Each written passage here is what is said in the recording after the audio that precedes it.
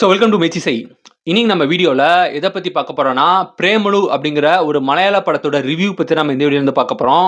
வாங்க பார்க்கலாம்.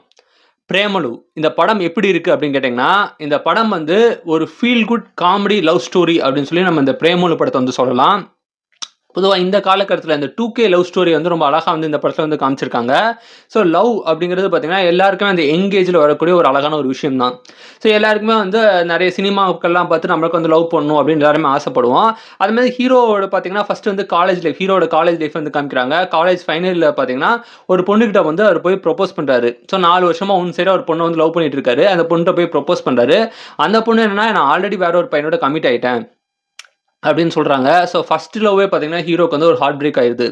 ஹீரோட கேரக்டர் எப்படிப்பட்ட ஒரு கேரக்டர்ன்னு பார்த்தீங்கன்னா, ஹீரோ வந்து ஒரு ரொம்பவே இன்னசென்ட்டான ஒரு ஆளு. ரொம்ப பயந்தாங்குழியான ஒரு கேரக்டரு. பெரிய திறமைலாம் ஒண்ணும் கிடையாது. சும்மா ஒரு இன்னசென்ட்டான ஒரு கேரக்டரு.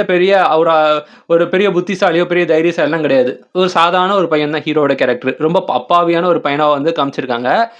அவரு வந்து த அவருக்குள்ள ஒரு காம்ப்ளெக்ஸ் இருக்குது.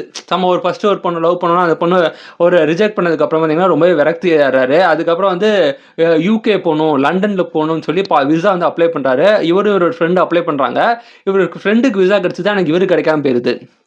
அதுக்கப்புறம் என்ன பண்றதுன்னு தெரியாம பார்த்தீங்கன்னா, ஹைதராபாத்ல தான் ஃப்ரெண்டு வந்து ஒரு கேட் கோச்சிங் சென்டர் படிக்கிறாருன்னு சொல்லிட்டு, ஃப்ரெண்டோட சேர்ந்து நம்மளும் வந்து கேட் கோச்சிங் படிக்கலாம்னு சொல்லிட்டு அங்க போறாங்க. அங்க போய் கேட் கோச்சிங் பார்த்தா, அதுலயும் அவருக்கு பெரிய அளவுல இன்ட்ரெஸ்ட்லாம் ஒண்ணும் இல்ல.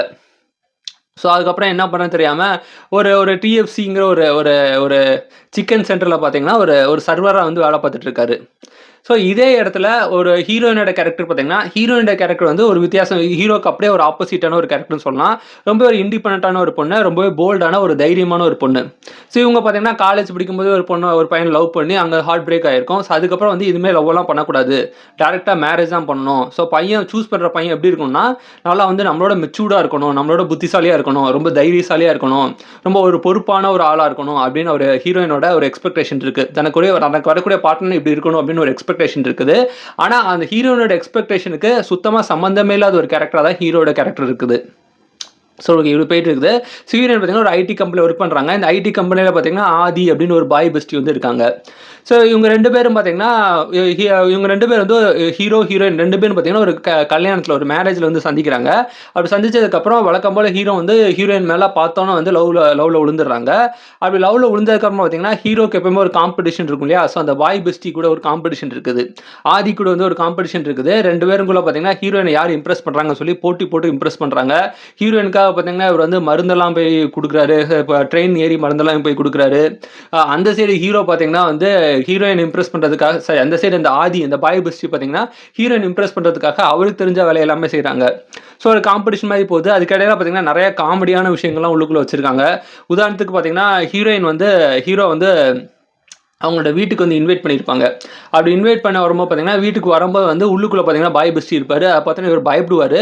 பதிலுக்கு அவரும் பயப்படுவாரு. அந்த சீன் வந்து ரொம்ப விழுந்து விழுந்து சிரிக்கிற மாரி ஒரு காமெடி சீக்வென்ஸ் வச்சிருக்காங்க. நெறைய சீன்ஸ் பார்த்தீங்கன்னா, நெறைய காமெடியா இருக்குது. ரொம்ப ரொம்ப நேச்சுரலா வந்து எடுத்திருக்காங்க. ஸோ அதுக்கப்புறம் வந்து எல்லாமே ஓவரால் பார்த்தீங்கன்னா, எங்கேயுமே தொய்வு இல்லாம காமிச்சிருக்காங்க. அது மாரி ஹைதராபாத்த சுத்தி காமிக்கிற மாரி ஒரு ஒரு ஒரு சாங் வரும். அதுவும் பார்த்தீங்கன்னா, ரொம்ப நல்லா எடுத்திருக்காங்க. ஹைதராபாத்த காமிச்ச விதம். ஸ்க்ரீன் பிளே பார்த்தீங்கன்னா, இந்த படத்தோட ஒரு மிகப்பெரிய ஒரு ப்ளஸ்ன்னு சொல்லலாம். ஸ்க்ரீன் பிளே ரொம்ப நல்லா எடுத்திருக்காங்க. அது மாரி ஹீரோயினும் சரி, ஹீரோவும் சரி பார்க்கறதுக்கு ரொம்பவே கியூட்டா இருக்காங்க. அவங்களோட அந்த கெமிஸ்ட்ரி வந்து ரொம்பவே நல்லாவே ஒர்க் அவுட் ஆயிருக்கு. அதே மாரி அந்த ஆதிங்கிற கேரக்டர் வந்து அவர் பண்ணக்கூடிய விஷயங்கள்லாம் பார்த்தீங்கன்னா, நெறைய காமெடியா இருக்குது. அவரும் நல்லா ஆக்ட் பண்ணியிருக்காரு இந்த படத்துல. எல்லாருமே ஹீரோவுக்கு ஃப்ரெண்டா ஒருத்தர் வருவாரு. அவரும் பார்த்தீங்கன்னா, அமல்னு நெனைக்கிறேன் ஐ திங்க். அவரும் பார்த்தீங்கன்னா, ரொம்ப நல்லாவே ஆக்ட் பண்ணியிருக்காங்க. ஓவரால் இந்த இந்த ஐடி கம்பெனி அவங்களோட கல்ச்சர் எப்படி இருக்குது? ஹீரோ வந்து ஹீரோ வந்து ஹீரோயின எப்படி இம்ப்ரெஸ் பண்றாங்க? ஹீரோயின் எப்படி கரெக்ட் பண்றாங்க? அப்படிங்கிற ஒரு விஷயத்த காமிச்சிருக்காங்க. ஒரு ஸ்டேஜ்ல பார்த்தீங்கன்னா, ஹீரோ ரொம்ப இன்னசென்ட்டா இருக்கனால ஹீரோயின் வந்து நெறைய அக்கறையா வந்து நெறைய விஷயங்கள் பண்ணுவாங்க. அது பண்ணிட்டு ஒரு நாள் ஹீரோ வந்து ஹீரோயின் கிட்ட ப்ரொபோஸ் பண்ணும்போது, அவர் பெரிய ரியாக்ஷனே வந்து காமிக்க மாட்டாங்க. எனக்கு இந்த மாரி யாரும் கேவலமா ப்ரொபோஸ் பண்ணதில்ல. எனக்கு இந்த மாரி நெறைய ப்ரொபோசல் வந்திருக்கு அப்படின்னு ஹீரோயின் ரொம்ப கேஷுவலா சொல்லுவாங்க. அது சொன்னோனே அப்ப வந்து ஹீரோ வந்து ஒரு மாரி இதாயிருவாரு. ஆல்ரெடி காலேஜ்லயே வந்து பார்த்தீங்கன்னா, ஒரு ரிஜெக்ஷன் சந்திச்சனால, திரும்பி ஒரு ரிஜெக்ஷன் பார்க்கும்போது ரொம்பவே வெக்ஸ் ஆயிருவாரு. அதுக்கப்புறம் ஹீரோயின் விட்டு விலகி போயிருவாரு. ஃபைனலா பார்த்தீங்கன்னா, 2 பேரும் சேர்ற மாரி இந்த படத்த வந்து முடிச்சிருக்காங்க. இந்த படம் பார்த்தீங்கன்னா, ஒரு நார்மலான ஒரு ஃபீல் குட் கலந்த ஒரு காமெடி லவ் ஸ்டோரி தான் இந்த பிரேமலு அப்படிங்கிற ஒரு படம். ஆனால் பார்த்தீங்கன்னா இந்த படம் வந்து மலையாளத்தில் ஒரு மிகப்பெரிய ஒரு பிளாக் பஸ்டர் ஆயிருக்கு. கிட்டத்தட்ட 3 கோடிக்கு போட்டு கிட்டத்தட்ட 115 கோடி மேலே கலெக்ட் பண்ணியிருக்குது. ஒரு மிகப்பெரிய ஒரு பிளாக் பஸ்டராக வந்து இந்த பிரேமனு படம் இருக்குது.